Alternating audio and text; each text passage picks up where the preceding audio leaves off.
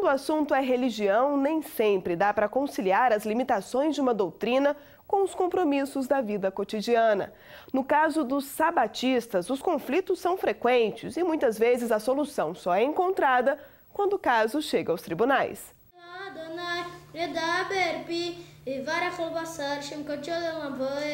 Para eles, o sábado é sagrado. Deus está dizendo: seja fiel no sábado, seja fiel aos mandamentos, e você cavalgará sobre os altos da terra. Para judeus, adventistas e batistas, o 7º dia da semana deve ser dedicado a Deus. O ritual começa ao pôr do sol de sexta-feira e só termina ao anoitecer do sábado. A recomendação é usar esse período para repousar ou orar. Isso significa que não se deve trabalhar, estudar e nem fazer provas. Quem age assim é chamado de sabatista. A essência é lembrar que esse mundo foi criado por um Deus e que todo o esforço que você faz durante a semana, ainda você precisa da ajuda de Deus para aquilo dar certo. Então é um dia para refletir e saber que nós temos um grande parceiro lá em cima. Nós encontramos o sábado primeiramente na criação. A Bíblia nos fala que Deus criou o mundo em 6 dias e no 7º, Deus descansou, santificou e abençoou. Deus abençoa esse dia. Não que os demais dias não sejam abençoados, mas este dia em especial foi abençoado por Deus. Para seguir à risca os ensinamentos, estes jovens adventistas contam que já abriram mão de muitos compromissos e até de festas. Tudo pela religião. A gente também aproveita esse dia para passar com a família, com os amigos. A gente faz visitas, a gente tem alguns projetos sociais também da igreja. Dia de encontrar com Deus e parar tudo, respirar e falar obrigado, Senhor. O assunto é tão sério que o Enem, o Exame Nacional do Ensino Médio, oferece uma condição especial para quem guarda o sábado.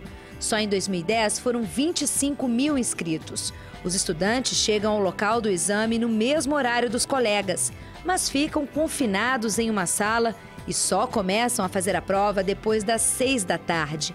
Um sacrifício que, segundo eles, vale a pena. A gente ficou das 8h30 da manhã até as 11 da noite, trancado, sendo que no outro dia, no domingo, a gente tinha que voltar às 8h30 de novo.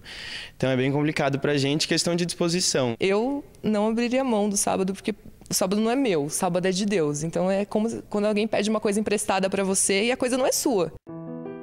Não é mesmo fácil manter a crença.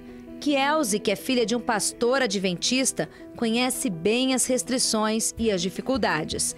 Uma das mais recentes apareceu logo depois do vestibular, quando ela disse à faculdade que não poderia frequentar as aulas de sexta-feira à noite. Primeiro eu fiz o requerimento e aí ele foi indeferido. Aí eu conversei com o professor da matéria, ele disse que não estava nas mãos dele decidir isso, que a universidade decidisse é o que ele faria. Ele gostaria muito de me ajudar, mas não era possível. Na maioria dos casos, o estudante consegue a liberação depois de apresentar à faculdade um documento da igreja ou da sinagoga. Mas, quando isso não é suficiente, a alternativa pode ser recorrer à justiça.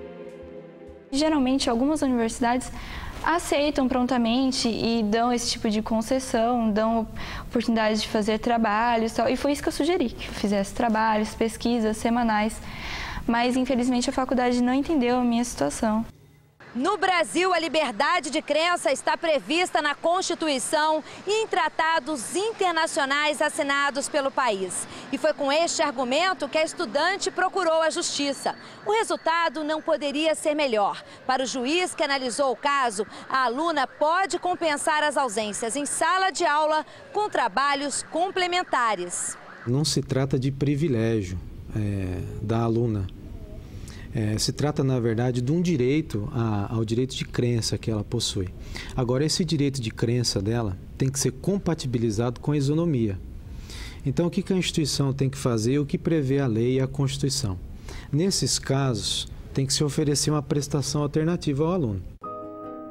A família de Kielze comemora a decisão da justiça, mas a jovem estudante sabe que este foi apenas mais um obstáculo dos muitos desafios que ainda terá pela frente. Nós ficamos contentes e ficamos contentes também pela dedicação, a seriedade com que ela enfrenta ao defender princípios na vida. É muito bom viver por princípios, nós estamos felizes com isso. O fato de eu ter conseguido esse direito é muito importante para mim, porque é um direito de todo cidadão a liberdade religiosa e para mim ela consiste em poder ter o direito de faltar às aulas de sábado. Então isso é uma sobrevivência na universidade. E caso não fosse, eu escolheria a minha fé. Eu espero que a sociedade veja isso como um exemplo de que todas as religiões, todas as diferenças devem ser respeitadas e os direitos devem ser garantidos.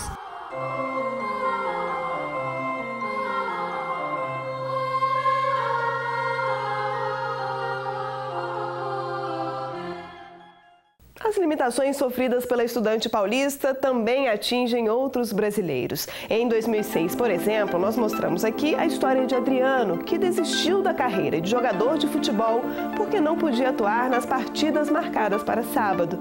O atleta gaúcho chegou a jogar no Internacional de Porto Alegre. Esse médico pediatra também contou ao Via Legal como consegue conciliar o trabalho com as imposições da igreja. Ele até atende aos sábados, mas sempre de graça. Por exemplo, a visita aos pacientes internados, com a prescrição desses pacientes, o exame deles, as cirurgias de urgência, elas são realizadas normalmente durante o período sabático.